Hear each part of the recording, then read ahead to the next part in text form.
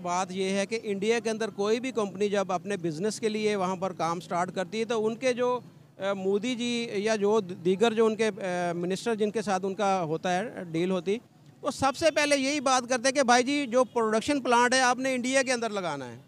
तो हमारे यहाँ पर इस तरह की बात ही नहीं होती। यहाँ पर अगर आपने देखा एक दो प्लांट लगे भी हैं जो मोबाइल कंपनीज़ के, तो वो बंद हो गए। उसकी वजह ये है कि गवर्नमेंट ने उनको कोई सब्सिडी नहीं दी कुछ। हमारी भी यही है कि हम कहते हैं यार जिस तरह इंडिया ने तरक्की की है ना, है तो हमारा हमसाया मुल्क है, जिस तरह उसने तरक्की की हम भी तरक्की करें। देखिए अफ़गानिस्तान किधर चला गया, बांग्लादेश किधर चल गया, हम जो हैं वहीं के वहीं खड़े हैं, बल्कि उससे भी नीचे चले गए हम।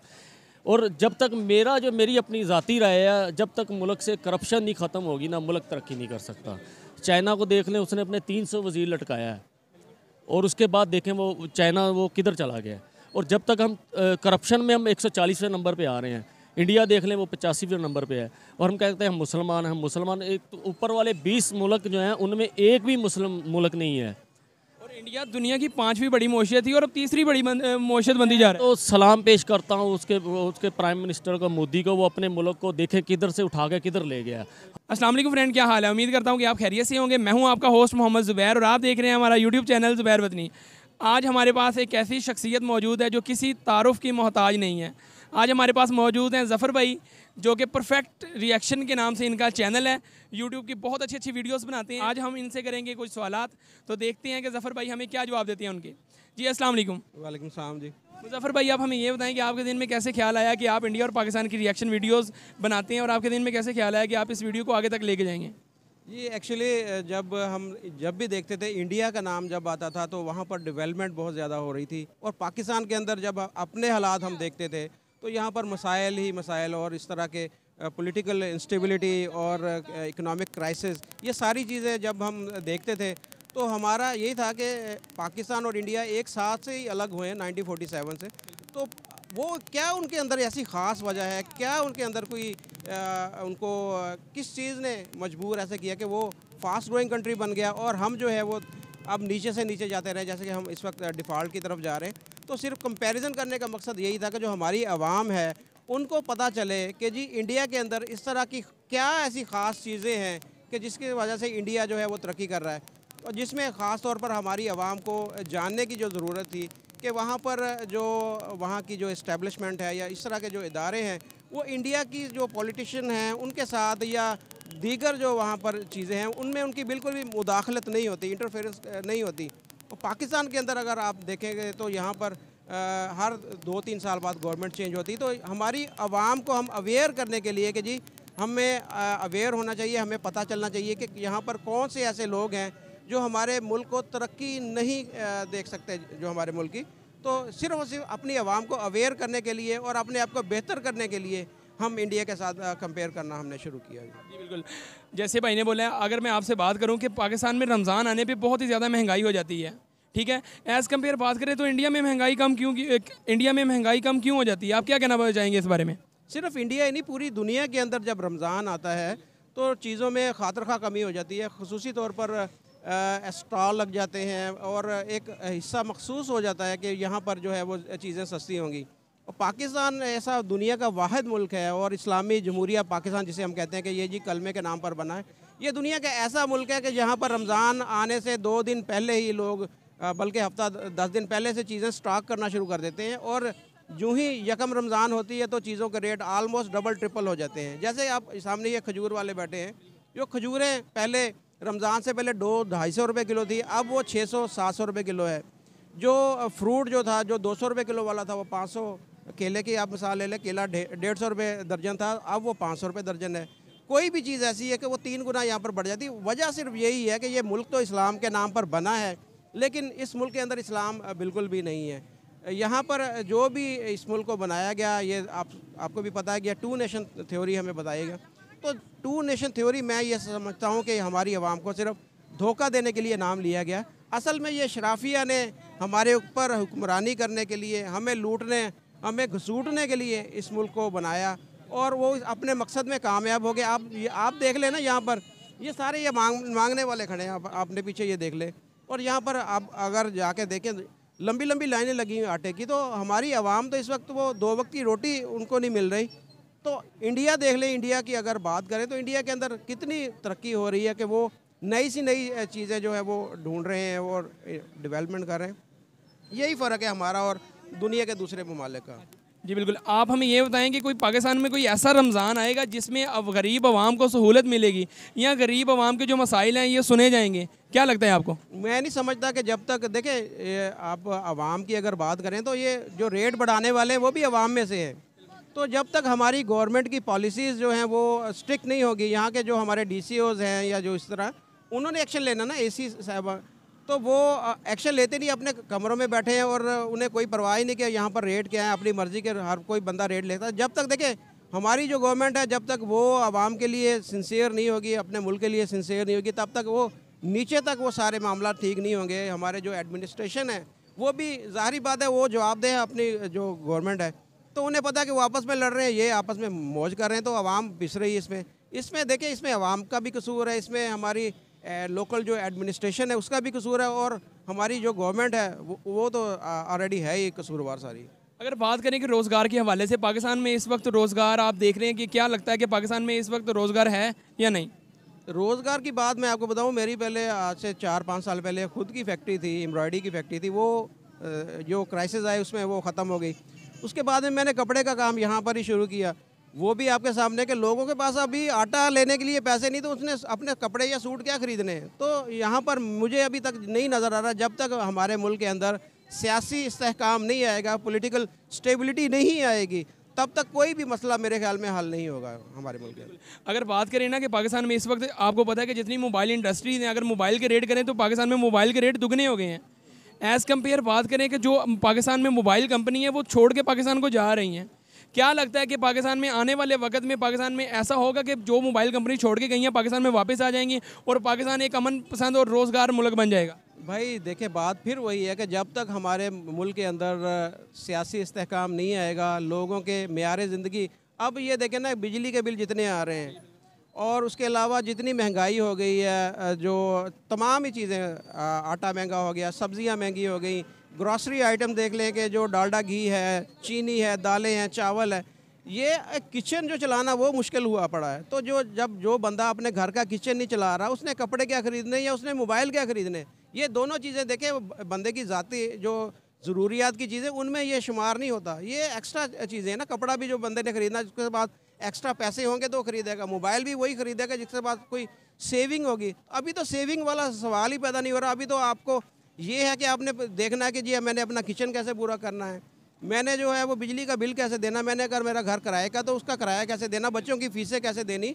अभी ये चीज़ें जब पूरी होंगी, यहाँ मुल्क के अंदर जो है कारोबार चलेंगे, बिज़नेस चलेंगे, रोज़गार लोगों को मिलेगा, उसके बाद में ये सारी चीज़ें ऑटोमेटिकली सेटल हो जाएंगी।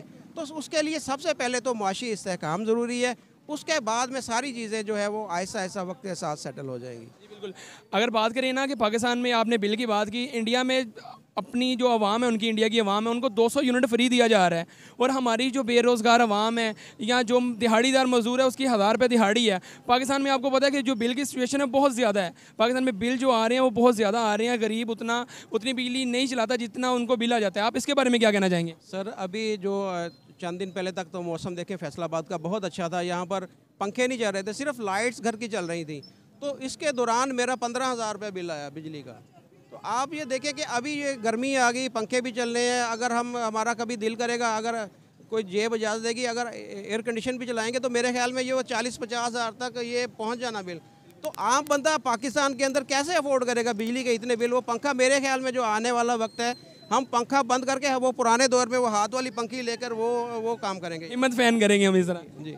तो ये देखें, इंडिया के अंदर आपने इंडिया की मिसाल दी, बहुत अच्छी मिसाल दी। इंडिया के अंदर कुछ ऐसी स्टेट है जहाँ पर आपने बोला कि 200 यूनिट फ्री है, उसके बाद जो यूनिट रेट है वहाँ पर 5 रुपये से लेकर 7-8 रुपये तक यूनिट है। आप देख लें, आपका यहाँ पर कम से कम यूनिट रेट जो है 30-35-40 रुपये तक है, और अगर 300 यूनिट आप क्रॉस कर जाते हैं तो वो ऑलमोस्ट डबल हो जाता है। तो यहाँ पर तो लूट रहे हैं आवाम को, तो रिलीफ इन्होंने कह देना, वो लूट रहे हैं। वो ये चाह रहे हैं कि ये किसी ना किसी तरीके से ये मर जाए, ये गुर्बत कम नहीं करे, ये गरीबों को कम कर रहे हैं। तो गरीब पहले से काफ़ी कम हो गए यहाँ पर पाकिस्तान में। अगर आप टेक्नोलॉजी के हवाले से बात करें तो पाकिस्तान इस वक्त टेक्नोलॉजी की नज़र में आपके हिसाब से कहाँ पे खड़ा है? टेक्नोलॉजी तो मुझे नज़र नहीं आ रही। मैं पिछले दिनों इंटरव्यू लिया था यहाँ पर, जो GC यूनिवर्सिटी फैसलाबाद की टॉप यूनिवर्सिटी है, तो मैंने यहाँ पर जाकर सवाल किया था कि आप नासा के बारे में क्या जानते हैं। तो नासा कंपनी है, आपको पता है, वो एजेंसी है अमेरिका की स्पेस एजेंसी। तो वो उनको नासा के बारे में नहीं पता था। हमारे अगर जो स्टूडेंट हैं, जो पोस्ट ग्रेजुएट हैं, जो इंजीनियर बन गए हैं या कुछ उससे भी ऊपर लेवल पे हैं, तो अगर उनको नासा के बारे में नहीं पता तो आप फिर अंदाज़ा लगा सकते हैं कि हमारे मुल्क के अंदर जो साइंस एंड टेक्नोलॉजी कितनी तरक्की कर रही है। अगर आईटी की फील्ड की बात करें ना, अगर मैं बात करूँ कि पाकिस्तान की टेक्नोलॉजी के बारे में, पाकिस्तान में आपको पता है कि कितने इंजीनियर हर साल फ्री होते हैं, अपने रोज़गार की तरफ जाते हैं। तो पाकिस्तान में रोज़गार नहीं है। एज़ कम्पेयर बात करें, अगर आईटी की सीरीज़ की बात करें तो इंडिया में आईटी बड़े बड़े पैमाने पर उनको रोज़गार मिल रहा है। जबकि आप देख लें कि गूगल का CEO भी इंडिया का है, यूट्यूब का CEO वो भी इंडिया का है। आपको लगता है कि आने वाले वक्त में या यूट्यूब या गूगल का CEO पाकिस्तान में से कोई होगा? सर, जिस हिसाब से इंडिया में क्वालिटी ऑफ एजुकेशन, देखें एजुकेशन दो किस्म की होती है। एक तो हमारे यहाँ पर जो यूनिवर्सिटी के अंदर स्टूडेंट पढ़ रहे हैं कि जिनके पास लैब ही नहीं है, और जिनको पढ़ाने वाला जिनका जो निसाब तालीम है वो आज से 15-15, 20-20 साल पुराना है। और दूसरी तरफ इंडिया में जो अब इंजीनियर तैयार हो रहे हैं या IT एक्सपर्ट तैयार हो रहे हैं, अगर उनका और पाकिस्तान का जब कंपैरिजन किया जाएगा तो वो पाकिस्तानी तो ऐसे उनके सामने जैसे वो स्टूडेंट हों। तो जब किसी भी मल्टीनेशनल कंपनी में जब जॉब की बात होती है या CEOs की बात होती है तो वो कंपेयर करते हैं ना कि इंडिया के जो वहाँ पे जो आए हैं इंजीनियर आए हैं या पाकिस्तानी इंजीनियर, उन दोनों का अगर मुकाबला किया जाए तो पाकिस्तानी के तो बेचारे को पता ही कुछ नहीं होता।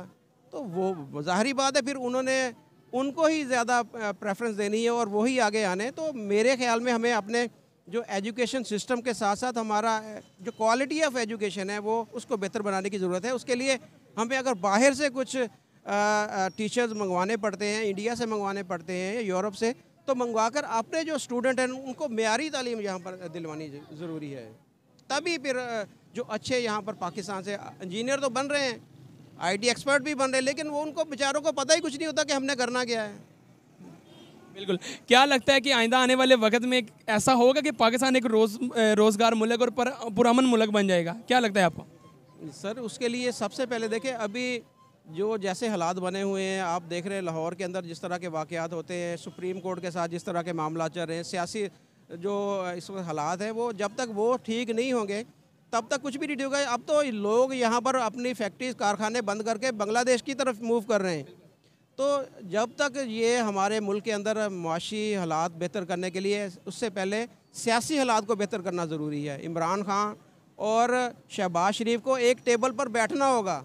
अगर ये मुल्क के खैर खां हैं, अगर ये अपनी सिर्फ कुर्सी के लिए लड़ रहे हैं तो ये फिर ऐसे हालात रहेंगे और कभी भी ये मुल्क तरक्की नहीं कर सकता। हमारे रोज़गार ये अवाम से नहीं, ये आप एक दूसरे से इंतकाम नहीं ले रहे, ये अवाम से इंतकाम ले रहे हैं।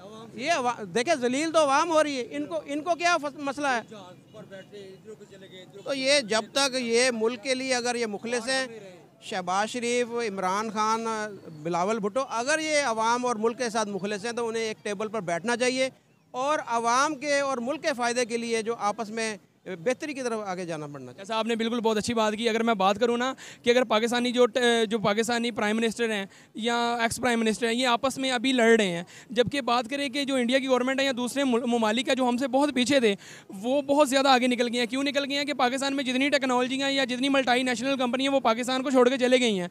जबकि मोबाइल इंडस्ट्री की बात करें, सभी ने शट डाउन लगा दिया है और दूसरे मुल्कों ने उनको अवेल किया है कि हमारे इंडिया में, हमारे बांग्लादेश में आओ तो हम आपको इससे ज़्यादा अपॉर्चुनिटी देंगे। सर, बात यह है कि इंडिया के अंदर कोई भी कंपनी जब अपने बिज़नेस के लिए वहाँ पर काम स्टार्ट करती है तो उनके जो मोदी जी या जो दीगर जो उनके मिनिस्टर जिनके साथ उनका होता है डील होती, वो सबसे पहले यही बात करते हैं कि भाई जी जो प्रोडक्शन प्लांट है आपने इंडिया के अंदर लगाना है। तो हमारे यहाँ पर इस तरह की बात ही नहीं होती। यहाँ पर अगर आपने देखा 1-2 प्लांट लगे भी हैं जो मोबाइल कंपनीज़ के, तो वो बंद हो गए। उसकी वजह ये है कि गवर्नमेंट ने उनको कोई सब्सिडी नहीं दी, कोई सहूलत ही नहीं दी। तो सबसे पहले तो ये है कि कोई भी यहाँ पर पाकिस्तान के अंदर कोई भी चीज़ है, सबसे पहले उसकी इंपोर्ट बंद होनी चाहिए। वो इंपोर्ट बंद करके उनके जो प्रोडक्शन प्लांट है वो पाकिस्तान के अंदर ही लगने चाहिए। उससे दो फ़ायदे होंगे। एक तो चीज़ के जो रेट हैं वो आम पाकिस्तानी के लिए अफोर्डेबल होंगे और दूसरा हमारे अवाम को रोज़गार मिलेगा। जो भी रेवेन्यू जनरेट होगा, इसको बोलते हैं जो इन्वेस्टमेंट, डायरेक्ट इन्वेस्टमेंट उसको बोलते हैं, तो वो पाकिस्तान के अंदर डायरेक्टली आएगी तो उससे मुल्क की इकॉनमी ऑटोमेटिकली बेहतर होगी। एक चीज़ है कि पाकिस्तान में जितनी भी अगर बात करें ना कि पाकिस्तान इस वक्त कह रहा है कि डॉलर का साल चल रहा है कि जितना डॉलर महंगा होगा पाकिस्तान में कीमतें उतनी ही ज़्यादा महंगी हो जाएंगी। ऐसी क्या वजह है कि डॉलर में ऐसा क्या रखा है कि जो डॉलर की जो प्राइस है वो उसी हिसाब से पाकिस्तान की चीज़ों को कंपेयर किया जाता है या पाकिस्तान की चीज़ों के रेट को बढ़ा और कम किया जाता है? सर ये पूरी दुनिया के अंदर ही होता है कि डॉलर का रेट, जो एक डॉलर का रेट हो गया, एक फ्यूल का रेट, यही मैटर करती हैं कि अगर डॉलर का रेट बढ़ता है तो उसके साथ साथ वो बाकी चीज़ों के रेट भी बढ़ जाते हैं। तो असल में कंट्रोल करने वाली बात है कि आपके जो फॉरेन रिज़र्व है ना, उनको बढ़ाया जाना चाहिए। तो वो कैसे बढ़ते हैं कि आपके अगर इकानमी स्ट्रॉन्ग है, लोग आपके ऊपर ट्रस्ट कर रहे हैं, आपके मुल्क के अंदर इन्वेस्टमेंट हो रही है और दूसरे आपके जो ओवरसीज़ पाकिस्तानी हैं वो भी वहाँ से रेमिटेंस भेजें, तो उससे हमारे रिज़र्व जब बेहतर होंगे तो ऑटोमेटिकली ये डॉलर की प्राइस नीचे आएगी और वो सारा कुछ बेहतर होगा। बाकी रहेगी बात जो पेट्रोल के रेट हम कंट्रोल कर ही नहीं सकते, क्योंकि IMF ने हमारे ऊपर सख्त से सख्त शराइत रखी हुई है। वो चाहता है कि जी हम इसके ऊपर लेवी ये बढ़ाएं, हम इसके रेट बढ़ाते जाएं। तो सबसे पहले तो ये है कि हमें फौरी तौर पर IMF के साथ जो है वो किसी तरह के माहिदे दोबारा से करने की ज़रूरत है कि जिसमें हम पेट्रोल की जो रिलीफ़ है वो आवाम तक पहुँचाएँ।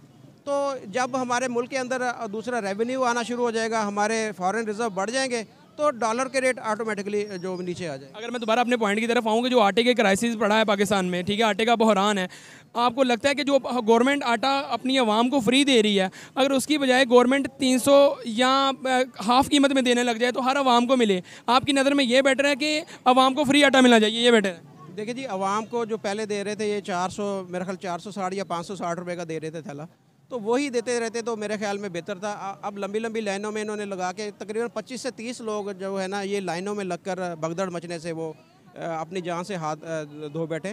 तो मेरे ख्याल में रेट कम होना चाहिए। जो अब इंडिया के अंदर 80 करोड़ अफराद जो है उनको फ्री राशन मिलता है, और फ्री राशन डिस्ट्रीब्यूट करने का तरीका उनका क्या है कि उन्होंने हर मोहल्ले के अंदर राशन डिपो बनाए हुए हैं, और जहाँ पर सुबह से लेकर शाम तक किसी भी वक्त आप जाकर ले सकते हैं। तो मुझे कुछ दोस्तों ने वहाँ पर वीडियो भी सेंड की थी कि जहाँ बिल्कुल रश नहीं है, वो अपनी मर्ज़ी से जा रहे हैं, 2-3 अफराद खड़े, उसके बाद में उनकी बारी आ गई।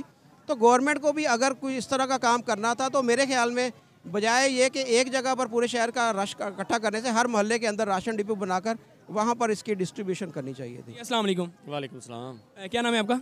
मोहम्मद अज़हर खान।